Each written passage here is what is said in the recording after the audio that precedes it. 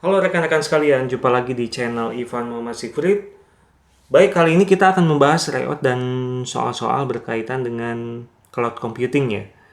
Akan ada 10 soal dan waktu untuk menjawabnya sekitar 15 detik, teman-teman. Baik, pertanyaan yang nomor satu yaitu sebuah organisasi ingin memigrasikan aplikasinya ke cloud dan memilih model hybrid cloud.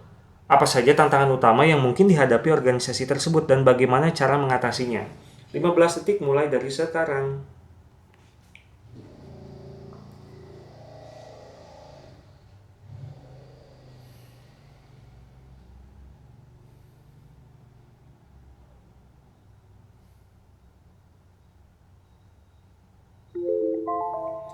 Baik, waktunya sudah habis teman-teman. Kita lihat jawabannya adalah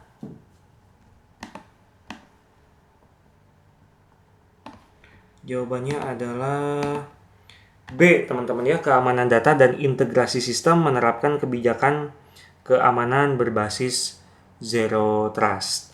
Jadi pada hybrid cloud, data sering berpindah antara lingkungan on-premise. On-premise itu adalah server yang dikelola oleh internal perusahaan, di environment internal perusahaan, dan cloud.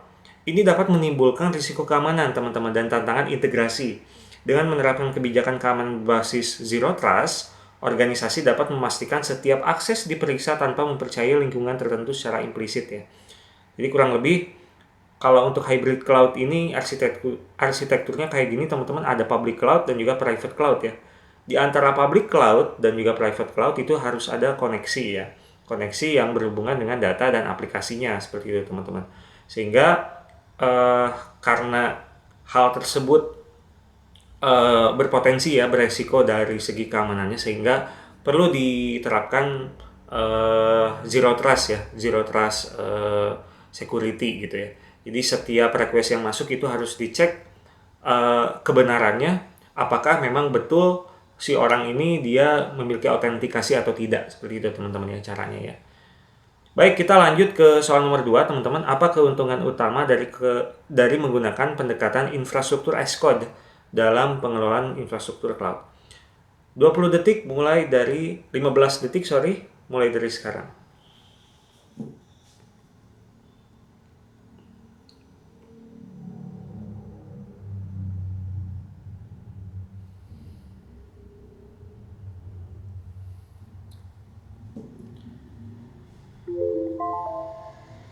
Baik, waktunya sudah habis teman-teman. Kita lihat jawabannya adalah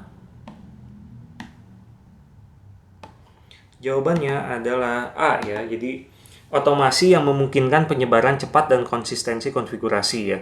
Jadi IAC ini memungkinkan infrastruktur dikelola dengan file definisi sehingga konfigurasi lebih konsisten, cepat diterapkan dan mudah diulang ya.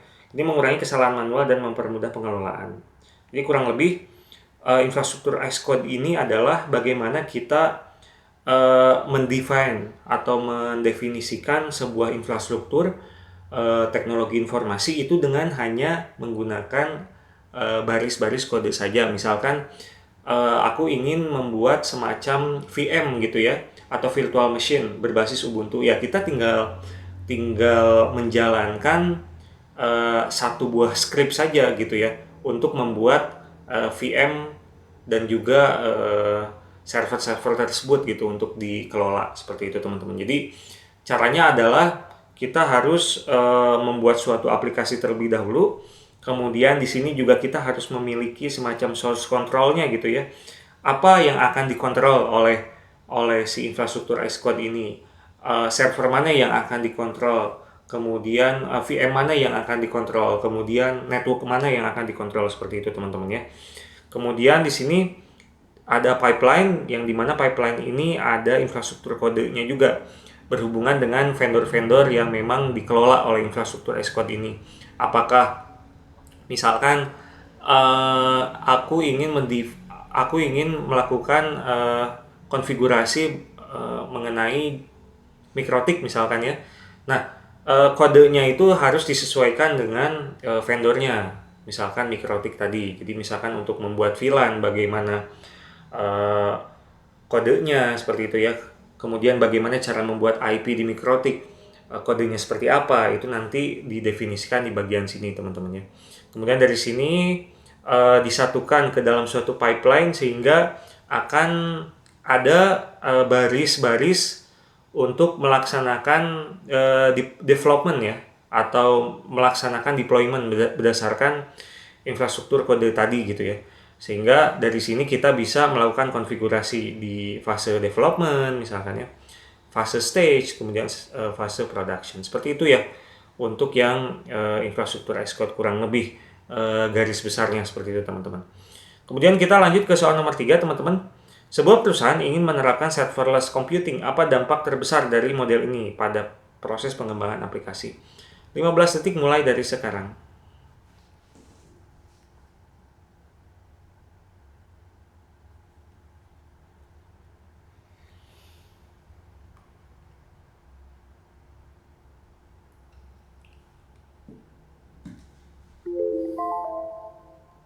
Baik, waktunya sudah habis teman-teman. Kita lihat jawabannya adalah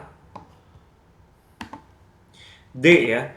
Meningkatkan produktivitas dan dengan menghilangkan kebutuhan pengelolaan infrastruktur ya. Jadi dengan menggunakan serverless computing, pengembang hanya fokus pada logika aplikasi tanpa perlu mengelola server secara langsung. Ini memungkinkan waktu lebih banyak untuk pengembangan fitur baru. Jadi bagian-bagian infrastruktur, misalkan tentang network, kemudian server, hardware-nya ya maksudku, itu dikelola oleh pihak ketiga ya, atau pihak provider seperti itu teman-teman. Kita hanya fokus dalam pengelolaan pengembangan aplikasinya saja gitu. Jadi kita tinggal dalam tanda kutip nebeng lah ya ke server-servernya mereka seperti itu teman-teman. Nah, mengapa kita harus membuat aplikasi berbasis serverless? Karena kita bisa mendapatkan benefit gitu ya dari sebuah fully managed service. Kemudian ada fleksibilitas di sana ya dalam bentuk scaling gitu ya. Kemudian kita juga hanya membayar terhadap resources yang kita punya, yang kita gunakan gitu ya. Misalkan kita hanya menggunakan satu buah VM ya, kita hanya bayar satu buah VM-nya saja. Kita menggunakan 2 buah VM, kita bayar dua buah VM-nya seperti itu. Itu biasanya di akhir dari bulan itu biasanya akan ada tagihannya. Kemudian ada enhanced developer productivity, jadi produktivitas daripada developer ini akan meningkat. Kemudian ada seamless connections, jadi kita bisa mencari koneksi di mana saja gitu ya, bisa terhubung terhadap server ini di mana saja asalkan ada internet di sana. Kemudian kita bisa development sebuah aplikasi berbasis intelijen gitu ya, yang pintar seperti itu teman-teman. Baik, kita lanjut ke soal nomor 4 teman-teman. Apa yang dimaksud dengan cloud native architecture dan bagaimana konsep ini memenuhi desain aplikasi? 20 detik mulai dari sekarang. 15 detik mulai dari sekarang.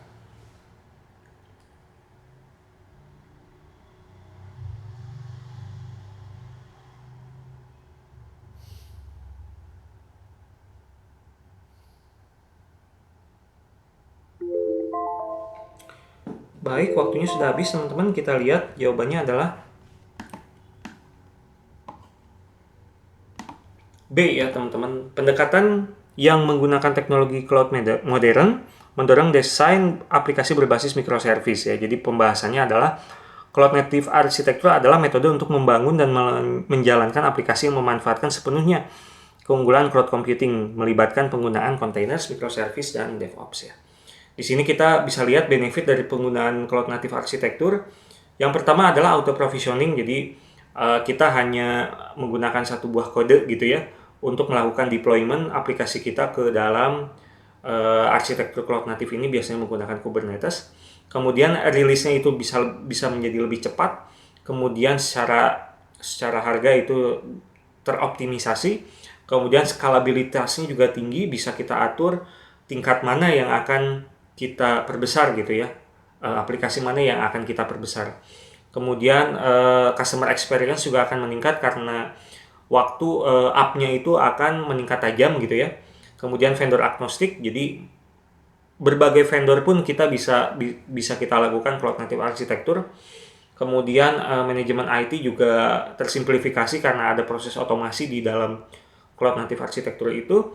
Kemudian ada culture DevOps, kemudian ketika terjadi suatu fault ya atau program kita crash, itu dia akan ada mekanisme self healing atau dia akan merestart ulang seperti itu teman-teman ya. Itu merupakan arsitektur cloud native. Silakan teman-teman kalau misalkan pengen belajar lebih lanjut bisa googling dulu aja. Kemudian di cloud native arsitektur itu ada beberapa poin-poin yang penting gitu ya. Yaitu yang pertama itu adalah poin berkaitan dengan containerization, biasanya menggunakan Docker di sini. Jadi untuk membuat aplikasi berbasis cloud native itu harus dibungkus dengan menggunakan kontainer, biasanya menggunakan Docker. Di sini juga ada microservice, yaitu kita membagi-bagi gitu ya, membagi-bagi modul-modul pekerjaan daripada suatu aplikasi ke bagian-bagian kecil gitu ya, yang biasa kita sebut pod. Kemudian di sini juga ada CI/CD, yaitu continuous improvement dan continuous development. Itu suatu paradigma di mana kita secara terus-terusan melakukan improvement dari segi development dan juga deployment seperti itu teman-teman. Di sini juga ada DevOps-nya.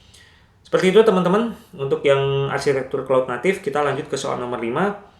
Sebuah perusahaan mendapati biaya cloud mereka terus meningkat. Apa langkah paling efektif untuk mengurangi biaya tanpa mengorbankan performa? 15 detik mulai dari sekarang.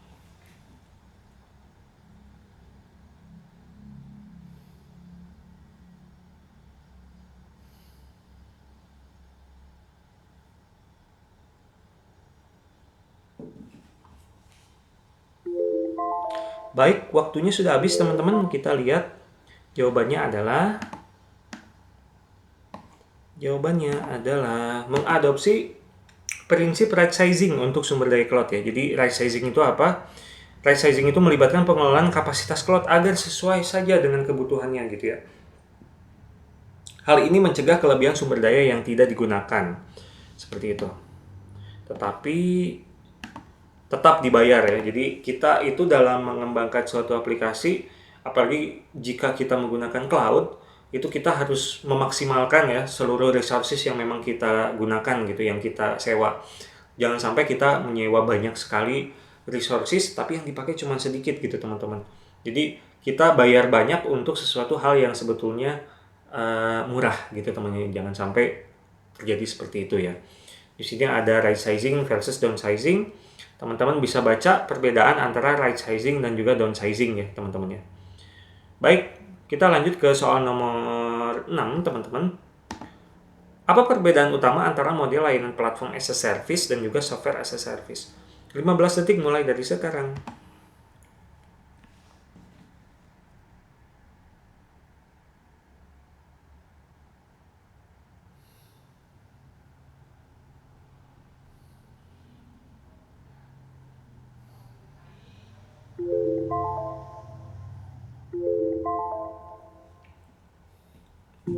Baik, waktunya sudah habis teman-teman. Kita lihat jawabannya adalah B ya. Jadi PaaS menyediakan lingkungan pengembangan sedangkan SaaS menyediakan aplikasi siap yang siap digunakan ya. Contohnya adalah kalau untuk lingkungan pengembangan itu IoT platform misalkan ya. Atau kita misalkan ingin melatih model AI itu ada di Hugging Face platformnya gitu ya. Kita tinggal coba kembangkan saja di sana gitu teman-teman. Kemudian kalau SaaS menyediakan aplikasi siap digunakan, salah satu contohnya adalah Google Drive. Kita langsung saja bisa menggunakan Google Drive tersebut. Kita bisa menggunakan Google Docs gitu ya. Kemudian Google Sheet dan lain sebagainya itu kita bisa gunakan. Itu adalah salah satu contoh dari SaaS gitu ya. Baik, ini perbedaannya gitu ya antara on-premise, kemudian infrastruktur as a service, kemudian platform as a service, kemudian software as a service. Ini udah aku jelasin di video sebelumnya ya teman-teman. Silakan kalau misalkan ada yang mau screenshot, di screenshot aja ya teman-teman ya. Oke. Yang biru itu adalah yang memanage adalah user ya teman-teman. Kita coba zoom out dulu ya biar kelihatan lebih jelas.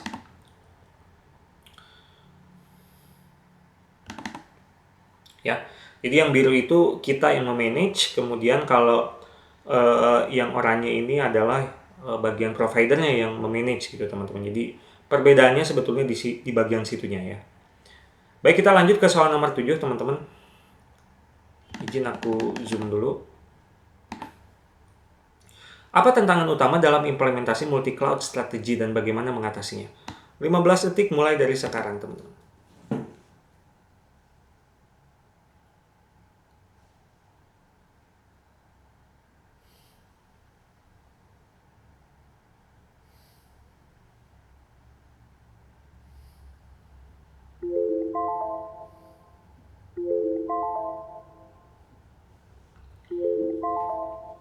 Baik, waktunya sudah habis teman-teman. Kita lihat jawabannya adalah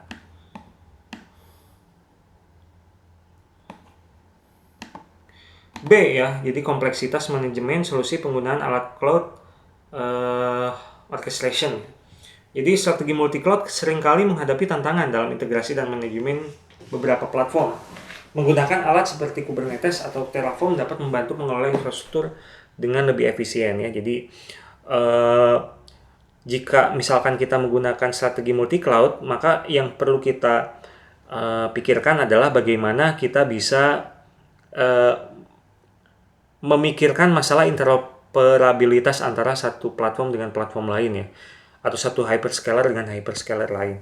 Misalkan aku menggunakan AWS dan juga Azure, bagaimana cara untuk menggabungkan dua buah cloud tersebut gitu ya. Nah, itu yang harus dipikirkan dari awal ya, sebelum kita memutuskan menggunakan multi-cloud. Seperti itu teman-teman ya. Tetapi kelebihannya adalah kalau untuk yang multi-cloud ini, sebuah perusahaan atau instansi itu bisa memberikan fleksibilitas yang lebih gitu ya, dengan menggunakan cloud vendors. Dan juga dengan adanya multi-cloud ini, maka kita bisa menghilangkan ketergantungan antara satu vendor dengan vendor yang lain. Seperti itu teman-teman ya, untuk yang multi-cloud. Kita lanjut ke soal nomor 8 teman-teman. Apa manfaat utama dari penggunaan containerization di lingkungan cloud ya? 15 detik mulai dari sekarang.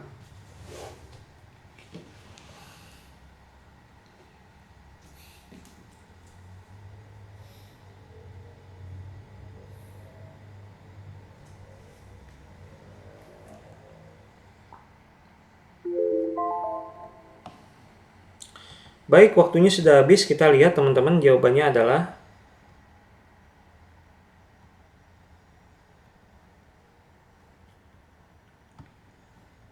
C ya, mempermudah penyebaran aplikasi di berbagai lingkungan. Kontainer seperti Docker memungkinkan aplikasi untuk berjalan konsisten di berbagai lingkungan, meningkatkan portabilitas dan mengurangi masalah kompatibilitas ya. Jadi kita bisa dilihat di sini bahwa dengan menggunakan containerization, kita bisa menginstal hanya dengan menggunakan container engine ya. Berbeda dengan menggunakan VM, kita perlu install OS ya untuk masing-masing aplikasinya, sehingga biasanya kalau menggunakan VM tersebut itu aplikasi akan berjalan lebih berat teman-teman. Sehingga kalau menggunakan container itu menurutku ya, menurut pengalamanku itu bisa berjalan lebih ringan dan juga lebih simple gitu ya teman-teman ya, dengan menggunakan containerization.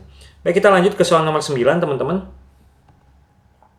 Apa peran utama Cloud Orchestration Tools dalam pengelolaan infrastruktur cloud? 15 detik mulai dari sekarang.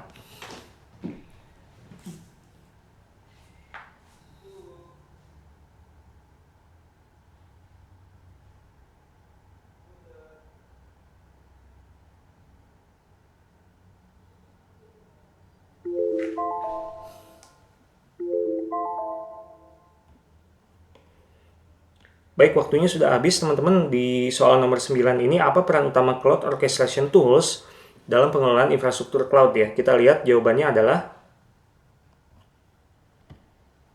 B ya, otomatisasi pengelolaan dan koordinasi layanan cloud, di mana Cloud Orchestration Tools ini seperti Kubernetes membantu mengatur sumber daya cloud secara otomatis, membuat pengelolaan lebih efisien ya teman-teman ya. Jadi pengelolaan menggunakan Cloud Orchestration Tools ini bisa peran utamanya adalah melakukan otomatisasi pengelolaan dan koordinasi layanan cloud. Seperti itu teman-teman ya, untuk yang soal nomor 9.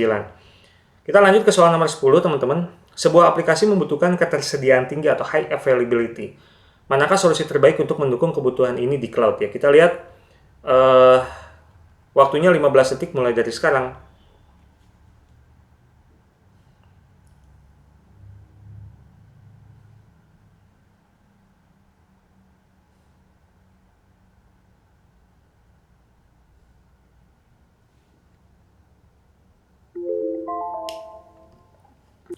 Baik, kita lihat jawabannya adalah